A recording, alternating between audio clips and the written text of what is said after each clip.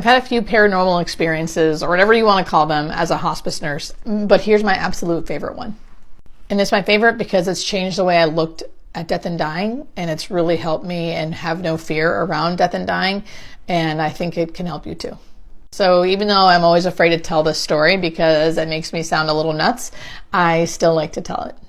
So years ago, I had a patient who was about middle-aged. He wasn't ready to die. I feel like our hospice team really helped him on his journey.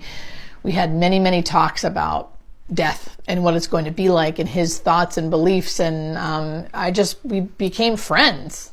So when he was actively dying, which is like a few days to a few hours before death, we had a continuous care nurse there with him 24 hours a day. And I went to go see him as the case manager, and I could tell he was likely going to die that day. He was unconscious, changes in breathing. I could just tell, like, I think today's the day.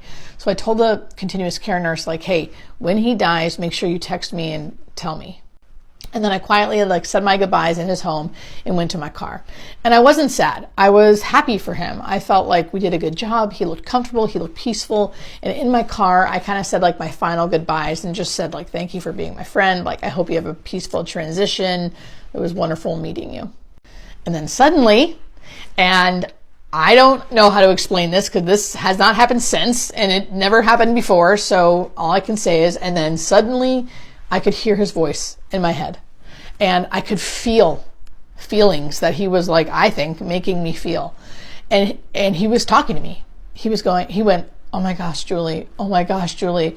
I can't believe this. I can't believe this. And I could feel how good he felt. I